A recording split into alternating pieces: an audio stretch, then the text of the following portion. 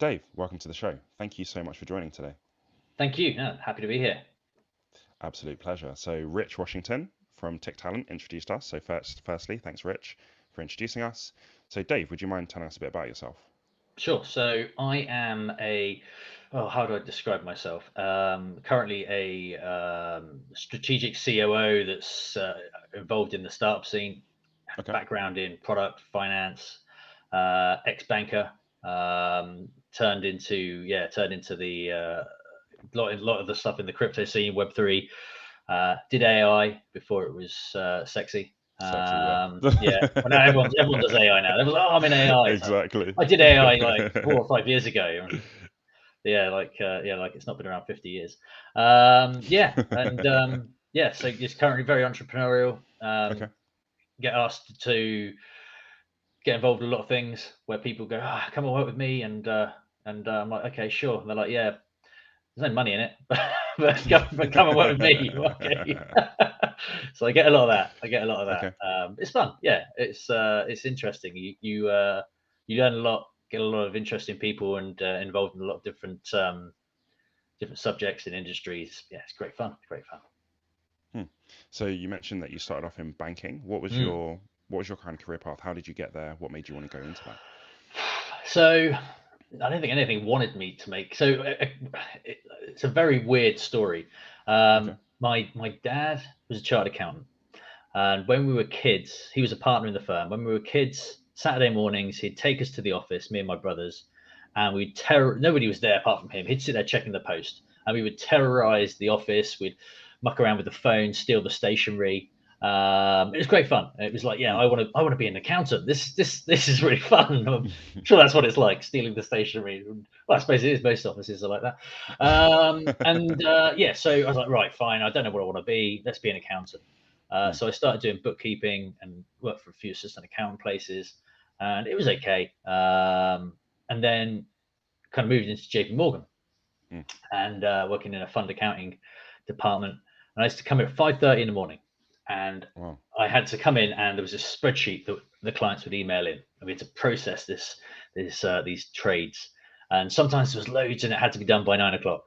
And other times there was nothing or very little, and I was getting annoyed because it's like, I'm here, it's nothing to do. I was up at Hmm. 5:30. This is ridiculous.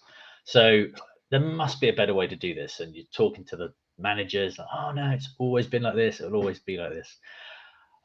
So me and my rebellious streak, that was the perfect invitation to prove them wrong. So I taught myself to code.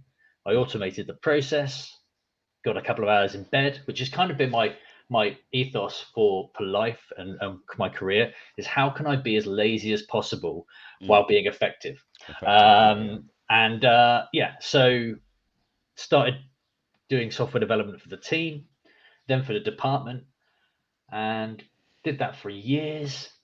Found out about agile development because the way we were doing things, where you build something and give it to them, and they were like, "Yeah, I didn't mean that," or something changed along the way. So I Hmm. found out about agile, realized that I like talking more than coding, and got into product management. So Okay. that was kind of the path towards the early stage of my career. Yeah. Because it's really interesting. Sometimes it can be quite hard for quite analytical people who like to code to make that jump from Mm, something that's quite insular to something that's quite peoply, if that makes sense. So yes. when you're doing agile, you've got to work with lots of different types of people, people that you're not directly responsible for. So it's quite a big shift. How did you find that shift? To start with, didn't I didn't know what to expect. I liked the fact that when I moved out of software development, I was a project manager because you can Mm, manage people and you just kind of mm, float around pretending that you know what's going on and everyone else really does the work. And they're like, "Oh, you're going to be a product manager." It's like that means you're dealing with a different way of dealing with it. You've got the management piece, but mm, you're in the weeds. mm, Um, it, I think I didn't mind it because, like I said, I kind of fell into software development to prove a point rather than I felt like mm. I was always going to be a software developer. So dealing with Okay. people was never a problem on various levels. So whether I was dealing with senior people, but having the software development background and coming from finance, I had a few strings to the bow already of like, right, I can deal with people in the senior level and speak their language. I can talk to the coders and I understand the stack and the technical area there, and I can talk to analysts. So it was a nice early footing to how being a product manager was going to be, having ticked those boxes already. And how did you learn and grow about leadership? The hard way, I think. I think having having good managers and bad managers Okay. helped. You learn a lot from. You remember the good thing is in retrospect, I remember the good managers better than or more than the bad managers. But I think the Mm, lessons I took away from the bad managers stuck with me. okay. I remember a lot of being human with people helps. I think again, coming from my analytical programming part of me, I'm very good at being a bit robotic with things, especially the Mm, efficiency things. But you've got to have that compassion and that being human and being realizing that people just have their lives to deal with around everything else. So mm. if you can appreciate that, then it helps with trying to manage people's careers and help people develop and grow. So what were some of the things that you learned from bad managers? Like if you can give an example that's like a white labeled example, with no names, no companies, names have been changed to protect people and all that kind of stuff. Yeah. What would be what's an example of something that happened that you were able to learn from a bad manager? It's the just do it culture, Okay. not explaining why. I think, and then, but I think it's then taking that step further where when I'm managing people or managing teams, I'll be very honest with them and say that there are things I cannot tell you because they might not be set in stone yet. And I don't Mm, want to tell you something that's going to change that might make a significant impact on some decision you're going to make. But I'll be very open about that rather than just saying, this is what I'm going to tell you. mm, That's it, deal with it, mm, even though it's not the full truth. mm, um, and just treating them as humans, because that's the problem, that they feel that they know you're holding something back and they're like, oh, they're trying to be secret about it there, and that causes natural worries for them.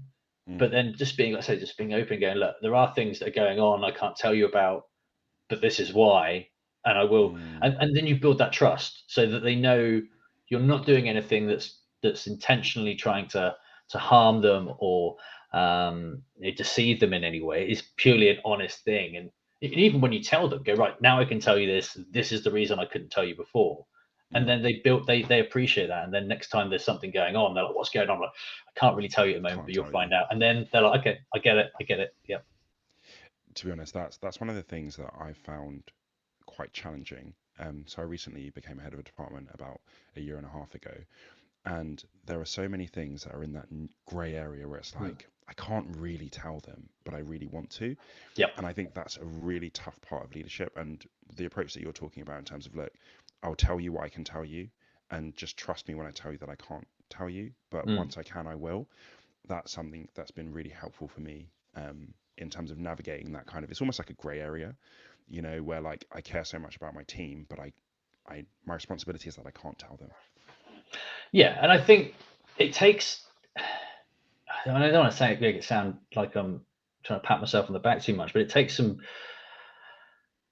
doing it wrong a few times and having the guts to do it, because some Mm, things are not easy, especially giving people bad feedback or mm, negative feedback, mm, because you don't want to upset them, you don't want to cause a scene, but it's better to get that feedback and for them to then walk away and develop on that or work on mm, something rather mm, than not get it, and then you're giving them bad performance reviews and then they leave, or because they're unhappy and other people are unhappy, and you just end up exacerbating the whole situation, and it's unnecessary, and it's just come from the fact that the manager hasn't had the guts to do their job and say, look, I should be the person that's got to tell this person how we can all become a better team and mm, better individuals. mm. It's so true. It's some of those tough conversations that make such a massive difference. Yeah. Um, and it is that thing of bravery, right? Is that sometimes to be a manager, like a lot of times actually, you have to have the bravery to have that tough conversation. Hmm. Um, was there any formal learning or any courses or any resources that you used that really helped you to develop in There was a book. Funny enough, I have it right next to me. That's that? complete No way. coincidence. That is complete luck. So this book, Radical Candour, it Okay. was about basically open and honest feedback. That is completely weird. It just happens to. I That's have books. amazing. I have books everywhere. That just happens to be But Radical Candour, it helps on both sides. So one was don't wimp out about giving hard feedback. But at the same time, when you're giving hard feedback, make sure it's honest, fact based. You're not Mm, trying to just go, you know what, you've got a problem. Why are you just being a bit of a pain in the mm, backside today? But that comes again from the learning and the human point where you're not just, they can't be robots. They might mm, just had a bad day. Maybe mm, they missed a bus or whatever. mm, There's always something that maybe the reason they're not being this robot. So you've got to take that into account. But at the same time, just be honest and have that honest feedback. And when you're honest with them and open and honest, they can be honest and open with you. And mm, just go, right, fine. Look, if you need to take the afternoon off or take some time for yourself and everyone's going to be happier and in a better place, do that. I'd much mm, rather you felt like you were in a position where you can take time and be yourself and be happy in your job rather than you just getting disgruntled and end up leaving all the time. But mm, on the flip side, and this bit's probably, I don't say harder, but anything's hard if you don't know the answer. When I had people doing a good job, when I was doing a good job when I was younger and I'd do a good job, the worst thing I wanted from my manager is, great job, keep doing what you're doing. Or give me some feedback. mm, Yeah, keep doing mm, what you're doing. That is mm. not helping me. So the first thing I did when I had people working for me that were doing a good job, keep doing what you're doing. I was like, this is the worst feedback you could. Because the Yeah. thing is, again, when they're having a bad day, they don't realize necessarily how much it's affecting their work really. And when they're Mm, doing a really good day, they don't always know how mm. how they're having a good day and how they've. So keep doing what you're doing. I don't know how I I'm don't know doing what I'm it. doing. I'm just doing. It's a Yeah. good day, fine, but I'm not sure Yeah. how I've done this. So I Mm, really wanted to manage helping people, and I'd looked at the JP Morgan way of it's a very corporate thing anyway. 3 ups and 3 downs, okay. forced feedback, forced rankings. None of that really. Nothing. I never really liked any of that. It didn't feel natural. So the what I've taken is this thing out of this Radical Candour, and I think it's definitely the best approach I've ever seen, and it's worked for people. So you have comes off the back of 3 meetings. So the first meeting is understanding how you got to the point where you're sat in that room with that person. So I usually start around when they were doing their GCSEs or whatever, and go, how did you choose your GCSEs? So once you've worked out how they chose the subjects they chose, they left school, how did you make your career decisions? And how did we get here today? Was it that you like certain subjects or certain teaching styles, or you Mm, wanted to be in an all boys school, or were your mates over there, or did you follow some lecturer? What is it that motivated you from this point to this point? Were you following your parents because you wanted to be an accountant, or were you motivated by money, or did you want to mm, go and work in, stop people from starving, or whatever it is? What is your motivator? So you learn all about that, and you learn about their past, and you learn about what makes them tick, and that sort of thing. So that's the first step. mm, mm, The second step is what what are your dreams? And again, it's avoiding the what is your 3-year plan or what's your career goal, because that mm, kind of pigeonholes it into, oh, I better say something about my current job because mm, otherwise I'm going mm. to be considered a flight risk. So no, sort all that. If you want to own a goat farm in Kazakhstan, that's what I want to know about. What are your dreams? What are your and you can go, right, well, if that's the thing, you're going to need to be a manager, you're going to need to know about this, and you start learning about what they want to be. And Mm. especially these days as well, people aren't lifers in jobs anymore. You've Yeah. got to kind of expect that. But if you can keep them happy for that 5 years or 10 years or whatever it is they're in this job, brilliant. But they're probably not going to retire with your company. So what's their dream? Then the third meeting is tying all that together. So how can I help you get closer to your dream, using all the things that motivate you that I've learned about you, and then align that with the company. So you're going to benefit and they're going to benefit. So if you want to be this goat farmer, that you need to suddenly lead people and you need to learn about agriculture, whatever it is, you know, and you go, right, well, you work in a software company. Well, I can definitely help you with leading people and motivating people.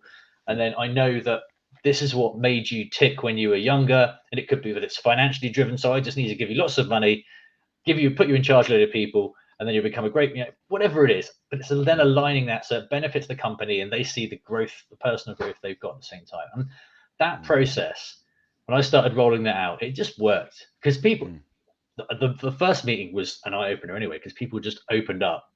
And dude, the second meeting was bonkers. I'm sure that everyone I know is going to read. Somebody wanted to be in charge of their dream. I've never heard this dream before. They wanted to be in. I'm not going to name names. In charge of the traffic lights, like Really? the person that managed. I mean, okay, it's probably run by computer programs, so maybe they wanted to write the computer program, but they were concerned about traffic safety, and they wanted their dream was to kind of. I was like, sorry, if you don't go, what's your career goal? What's your 3-year plan? Or what's your dream? What's your dream? You get some really. Somebody said, I want to be sat on a deck chair chilling out. I was like, okay, what's the bit before you do that? I love hotels. So, and we were in a software development company. So we kind of, well, how can you become a manager of a hotel? And you start looking at how all the different functions of, you know, it's kind of, you're basically an ops manager. So it's like, right, how can we build that into the plan? So, yeah. I think I really like that, because the reality is that people aren't going to be here forever, like you said. You know, people are going to go off and do something else. And I had a manager really early who had that conversation with me. He's like, look, you're not going to be here forever. You're not going to work for me forever. But my job is to get the most out of you while you're here, and basically like create win-win situations where you do great work that fits in with your dream and the company benefits because you're doing great work. And I love that element of win-win. I'm building my dream, because sometimes it feels like working 9 to 5 is building someone else's dream, but actually I can be building my dream at the same time and still really contributing value to a company. I think that's an amazing win-win. Yeah, I don't think if I did myself any favors, but I always had this attitude when I was at JP Morgan that was very much I wanted transferable skills. I was really worried about I'm learning all these systems that are just JP Morgan. I'm learning a process that's just JP Morgan. So if I leave, all this knowledge I've acquired means nothing. So that's why Agile and software development and that product, that's like, right, this is something that I know will work everywhere, and then really loved it. So, what is your dream?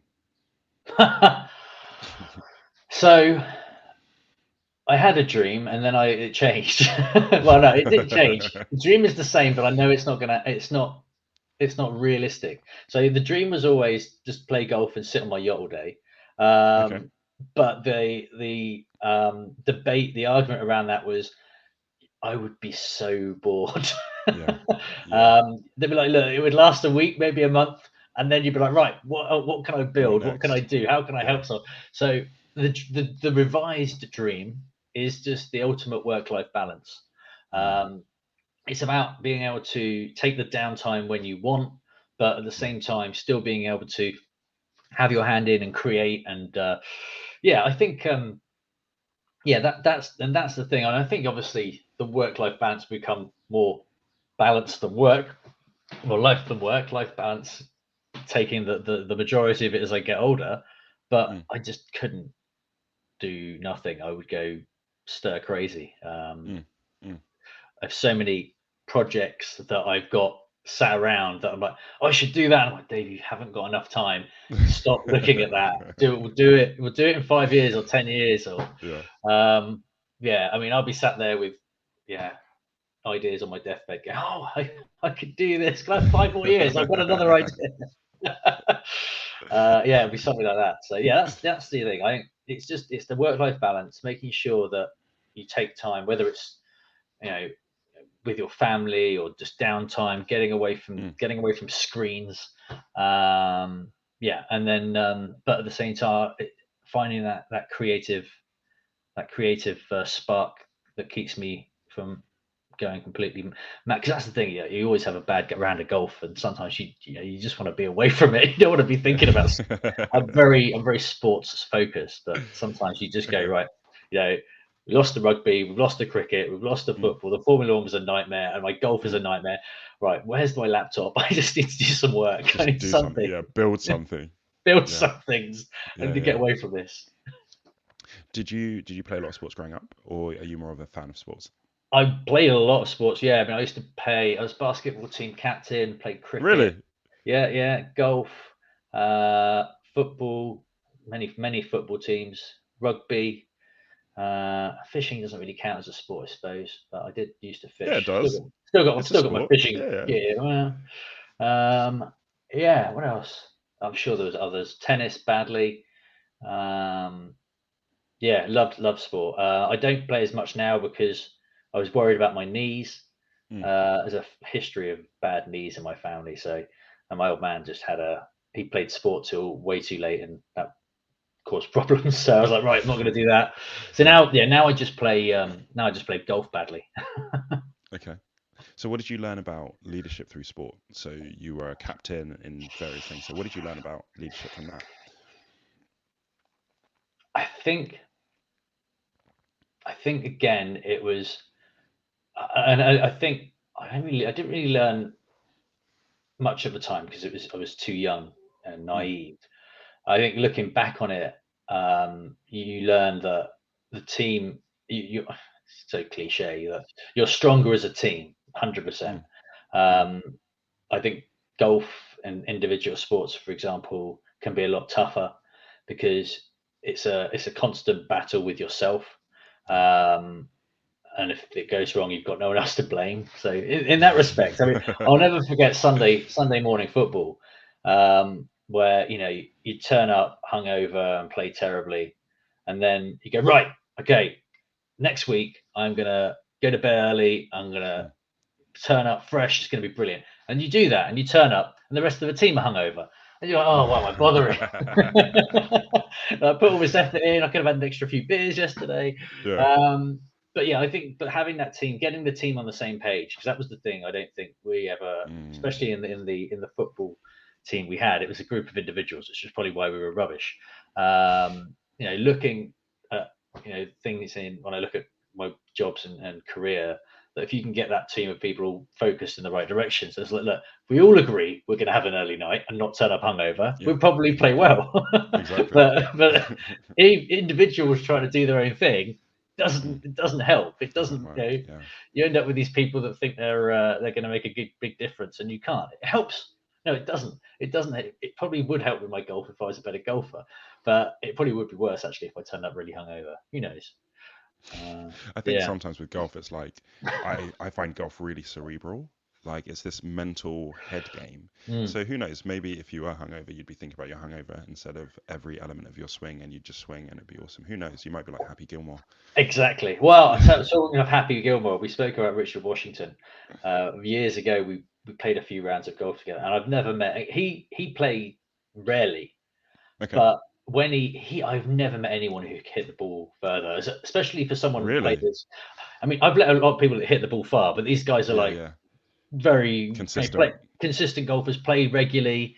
This guy, he'd turn up, and I don't know how often, we probably played 2 or 3 times, but he'd be on a par 4 and he'd drive the green. He'd be like, how the hell? We'd have walking up to the green. Sorry, guys, didn't realize he's like, I didn't know he was going to go that far.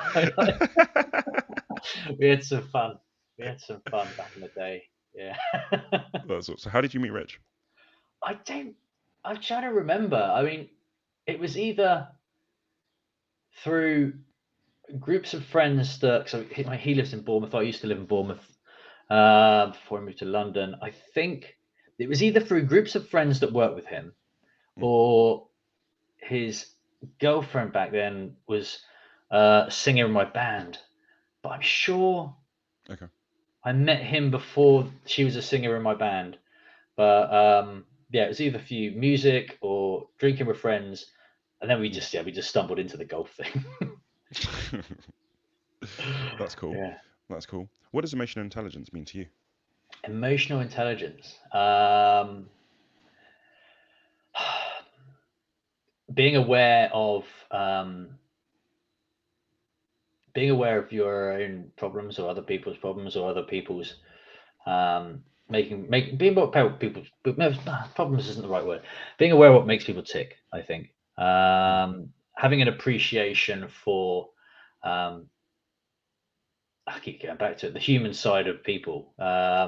It's very, especially in work, it's very easy to have this whole, this is the list of things that need to be done, do it. This is good, this is bad.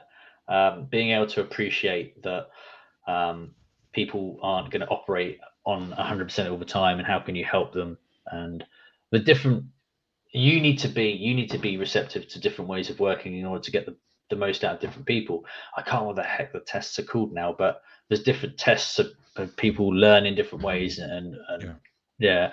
But learning all that, whether it's visually or they like listening to things to learn, or they like numbers or charts, or there's a lot about how people absorb knowledge. And I think a lot of, you've got to appreciate all these different angles to be able to get the best out of people, and to ensure that people, I think especially when they're younger in startups, you work with a lot of younger people, and they don't have, I was about to say they don't have a clue. They do have a clue, but they're young, and There's a limit to what you know. We know less when we're younger. That's what I'm getting at. And I think that when you're starting to work with them, you've got to make sure that you're trying to get on the same page as them, because they can come into things with a preconceived idea, as we all do, but you're more likely to do when you're younger because you've got less experience. And making sure that you can relate to them and help them grow, and again, going back to the trust thing, there's a lot of trust and development and listening and understanding what makes them tick and what makes them grow. And I think it's more important these days because of all the remote working you've got going on. It's very easy to sit in a room with someone and know there's a problem. You can just tell. You don't need to talk to them. You can say, oh, that person's just quieter today or something. And with remote working, you can't do that, and it's scary that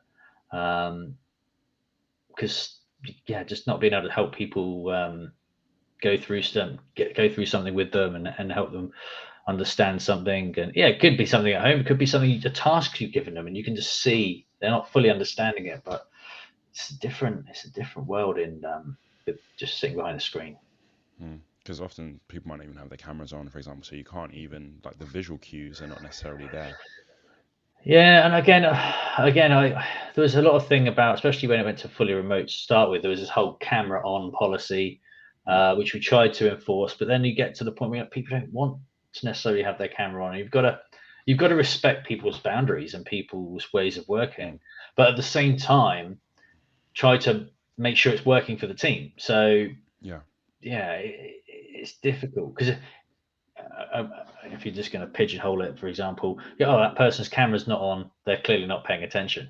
That might be the case, but you'd hope it's not the case, and it might be another reason. And you've got to work with these challenges, that these weren't even things you consider when you were sat in the office. Exactly, because everyone's there. You can see everybody all the time. And I think that's where, being at home, sometimes there might be things in the background at home that you don't want people to see. And that's where I think it's almost like case by case. Sometimes people have the cameras on, sometimes they don't. I think it's just really about understanding. Yeah, there's a lot of appreciating people's positions, and I think it's just more important. It's more important now than it ever has been. And I think you can go down. Try not to go down too much of a tangent, but you talk about go on the tangent. I'll try not to. You talk about people in social media and the problems they have, and people getting worried about themselves and whether it's what they look like, and you hear about depression. And I don't know if it's worse now than it was before, or you just hear more about it because of the internet, but it's definitely more in focus now. And I think it's just something that you really need to be aware of as a leader, that you have to be this person that can be seen as someone that can help rather than someone that was seen as I've got a problem, right? I really need to hide it from my manager, because otherwise it's seen as a weakness, or it's seen as a problem that's just going to make my problems worse. So you really need to be receptive to helping people. What do you think people and leaders can do to help cultivate that kind of environment? Show an emotional side themselves, I think. I think if people show that they're human, that they're more likely to get that feedback back. If you're seen as a robot, and then you kind of, people think, oh, that's the way I need to be. I need to, be this hard person that's unaffected by anything, and I just get my job done. And don't get me wrong, you should always try to achieve the best and get the job done, but that doesn't mean it's going to work all the time. I think seeing that human, that emotional side of leaders will make the people that they're working with, and the people that are working for them, they'll feel that they're in a safe space to be like that as well. I think that's important. It's very vulnerable, I think, especially as a leader who's someone who people look up to. That element of what you said about, I don't want my leader or my manager to think that I'm weak. I think it kind of goes both ways, and almost in like an amplified sense, because I'm meant to be in this position because I've got it all together, in quotes. So it's actually quite a big thing to be vulnerable like that. It is. I think, I don't know, there's ways. I don't know. There's ways of just, I don't know. It's weird. I mean, I know we were talking before about all these AMAs and podcasts and everything I've done these days. I'm sure it might be the first ever one I did. An hour before, I got a text message about a friend that had died. Wow. And I was like, well, I've got to do this podcast, and I did it, and I didn't. I doubt anyone knew, and I just got on with it. And I felt good that I'd done it, because I at the same time I was like, I don't want it to get on top of me that this thing has happened. But at the same time, I would have no doubt that if I'd explained the situation, they'd have been, that's fine, don't worry about it. But that was just that one situation personal to me, and I think if that situation happened to somebody, that it should play out as they feel it should. They whatever they decide in that scenario is acceptable, and I think that's important. So you try your best, but just because you don't hit your peaks isn't, it shouldn't be seen as a weakness. It's because you're human, and that's important, especially in the world of AI and everything else. Goes back into that mess. It's so true. It's so true. And I think what's interesting about trying your best is that only you really know what your best is. Yeah. If that makes sense. So, when I studied abroad in America, and I tried out on the basketball team there, and I thought I knew what hard work and me working hard and trying my best was. But then I got pushed, and I was like, there's actually more to me than sometimes I might realize. So it's a really personal thing in terms of doing your best, and only really you can know that. So you're not really there to please other people in that sense. So if actually you can't do the podcast episode, that's okay, because that might be your best, and that's okay. There's not a standard for your best, I always loved, I remember a guy who worked for me, who was a lead Italian developer. Now, I love Italy. I love everything about Italy. I went there last year. I'm hopefully going there this year. Can't get enough of the place. They're learning Italian anyway. I'm just saying, love Italy. This guy, proper Italian. He'd spark, and everything would explode. It was brilliant. But when it was 1 or 0 with him. He was either chill or exploding. And we'd be estimating stories. It's either 5 points, it's easy, or it's impossible. There was no middle ground. like how long is it? 5. I know you don't want to be in this meeting, but we've got to work this out. It's impossible. Fine, it's impossible. And then they come in the next day.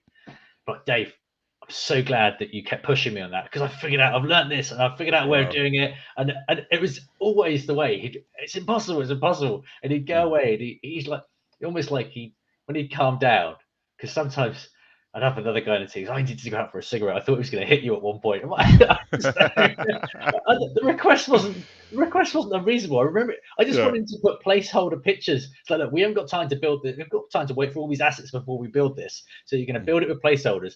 Oh, that's a waste of time. I'm going to have to redo loads of things. I'm like, you are, but we haven't got time to start in like 3 weeks. We need to start now, otherwise we don't hit the deadline. It got very angry over that.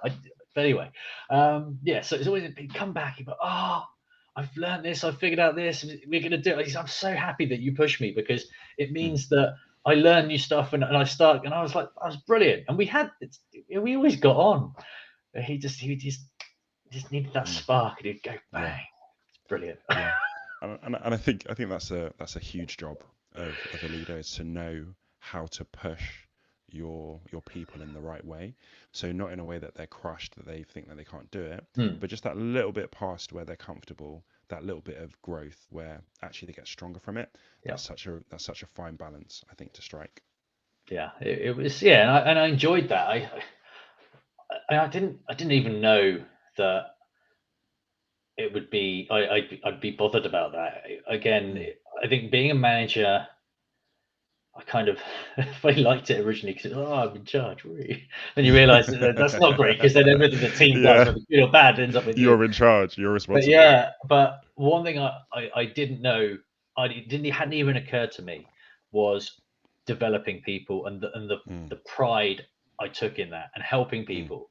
As I've learned more, my career's gone on, the experience I've got and being able to pass that on and help people. You've got this problem. If you try it this way, and that's so much better now. And especially, like to say, the radical Candour approach, being able to help people with their career development, watching them grow.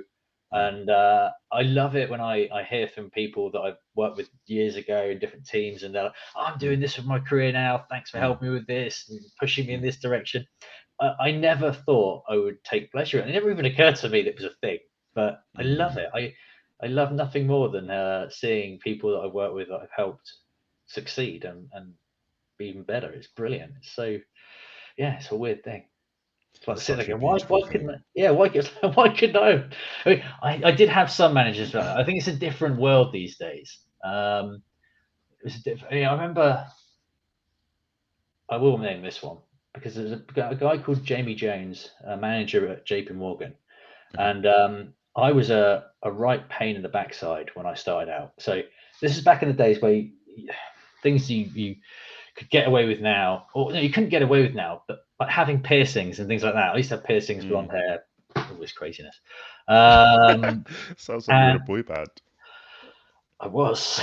But we had a McFly tribute band called McFlurry, briefly. I will send you pictures. Please do. So I had piercings in. I was at JP Morgan, and it was really frowned upon back then. And nowadays they're probably not even allowed to say anything, but back then they did. And I was having conversations. Well, look, tell me when these piercings become a problem, because I don't want them getting in the way of my career.